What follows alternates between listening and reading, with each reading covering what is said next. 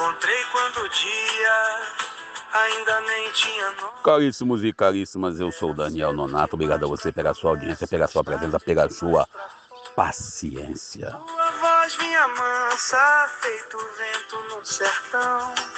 Não gritava, não vendia, só chamava o coração. Você falou de caminhos que eu nunca quis varrer.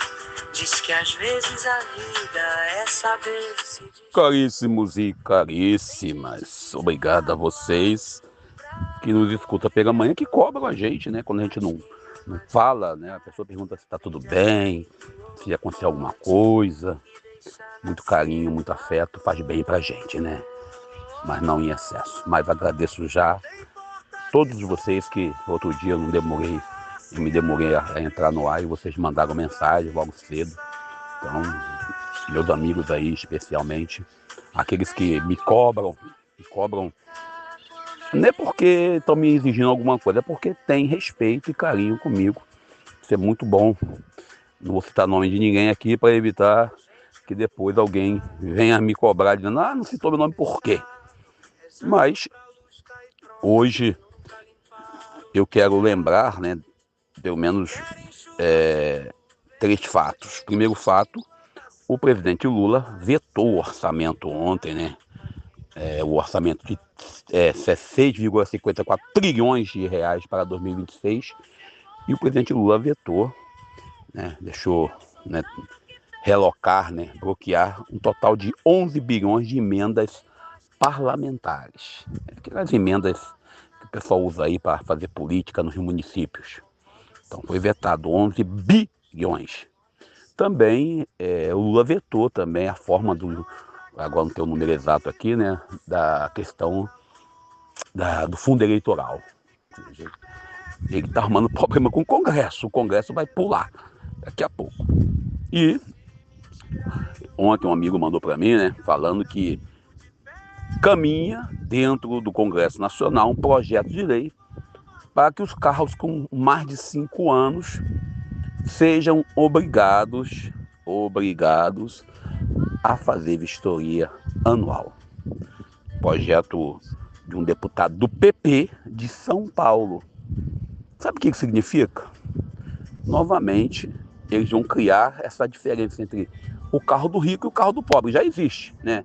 O carro do rico, cheio de seguro, cheio de... mais hoje com a tecnologia, o carro do rico é cheio de guere-guere, cheio de GPS, cheio de coisas boas que eu gosto. Eu não tenho no meu carro, mas eu gosto. E o carro do pobre é aquele carro igual o meu, que é direção dura, você tem aí uma dificuldade para mantê-lo, apesar de ele ser um carro velhinho, mas tem uma dificuldade de manter. Mas, com tudo isso, com todo respeito aos amigos que pensam diferente, nós vamos pagar por isso aí. E eu paro por aí, porque o projeto caminha na Câmara e a ideia é essa, é criminalizar quem tem carro velho, obrigar você a comprar carro novo. E também ontem, né, eu lembro esses dias aí, o Trump continua fazendo o seu terror e o Bananinha disse que a prisão do Maduro nos Estados Unidos é melhor do que a prisão do Bolsonaro. Vamos fazer o seguinte, vamos colocar, o Maduro vai para lá, vem para cá, para Brasília, né, para ser preso aqui, e nós mandamos o Bolsonaro para a prisão lá no lugar do Maduro, tá bom? E não precisa nem ser julgado, aqui a gente vai deixar ele ser julgado pelos Estados Unidos mesmo, o Maduro, só que ele fica preso aqui e o Bolsonaro preso lá, para a gente ver qual a prisão ruim.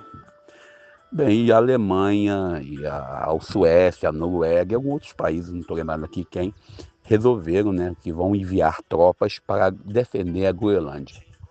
Estamos caminhando de forma direta para um conflito mundial. Escrevam isso. Bom, deixa aqui isso quieto, que Deus nos abençoe e nos ajude. Vamos para o Evangelho do dia, que é muito mais interessante, não é isso? Não gritava, não vendia, só chamava o coração. Você falou de caminho. O Evangelho de hoje, Marcos capítulo 1, versículo 40 ou 45, ele é um evangelho que fala da cura do leproso. E a gente vai entrando nesse caminho dizendo, Jesus, ele tocava as pessoas, não tocava apenas, e ainda continua tocando, não apenas no sentido simbólico, mas também ele tocava no sentido físico no contexto. Se fosse hoje, certamente, Jesus ouviria: por favor, respeite as normas da instituição, olhe o direito canônico, olhe o que está na Bíblia. Ou seja, o texto de Marcos é o início da missão de Jesus. Estava tudo indo muito bem, até aparecer quem não devia, o leproso. E não é só uma lepra que o contexto bíblico fala, né?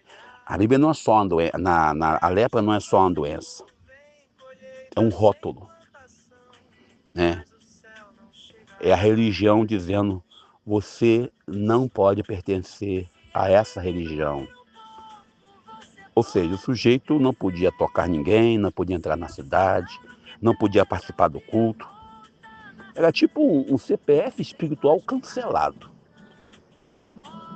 E aí ele faz algo absolutamente Jesus que escandaliza todo mundo.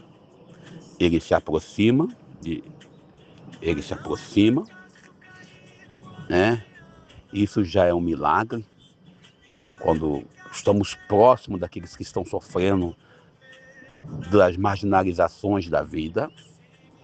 E o leproso cai de joelho e diz a Jesus: se queres, pode me purificar. Reparem bem, nada de chantagem espiritual. Nada daquelas normas que os pastores e padres também fazem de vez em quando. Eu sou o filho do dono do ouro e da prata, eu não posso ter um carro velho de mais de 5 anos, senão vou ter que fazer vistoria. Né? Ele não determina. Ele confia sem transformar Deus em seu funcionário. Eu quero isso, eu quero aquilo. Ele pergunta a Jesus e Jesus responde como? Com um discurso longo, falando lá de Platão, explicando a ideologia de gênero, falando da teologia, das normas, nada. Uma nota oficial da prefeitura dizendo que a moto passa na passarela, mas o problema não é dela, já era assim no passado. Acontece em Japeri? Não. Jesus faz o pior possível, segundo a religião daquele tempo. Ele toca, ele se aproxima do leproso. Pronto. Agora sim, Jesus virou, logo no início do ministério dele, algo escandaloso.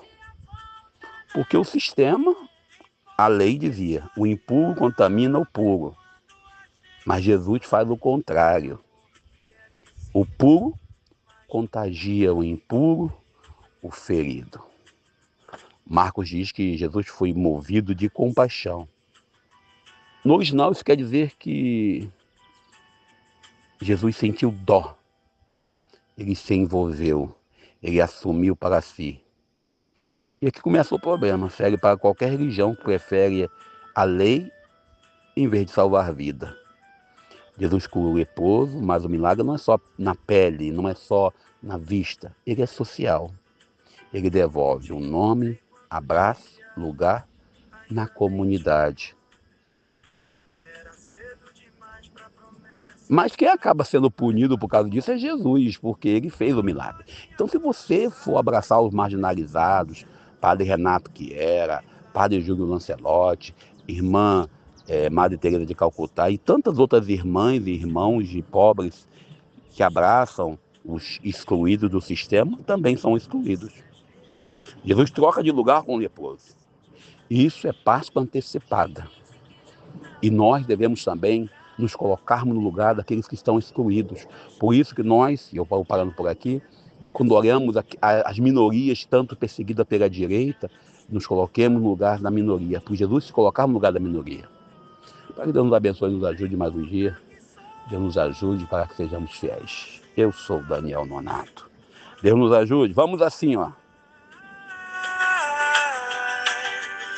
Tem amor que só fica quando a gente não quer ser mais.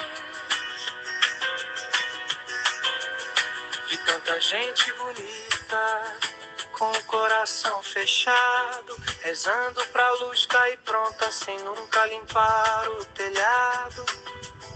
Querem chuva sem nuvem, colheita sem plantação, mas o céu não chegará pra quem não escuta a canção. Se eu diminuir um pouco, você pode crescer. Se eu soltar o que pesa, o dia volta a nascer. Tem voz que nasce no canto e morre na solidão, porque incomoda o sistema e assusta a acomodação.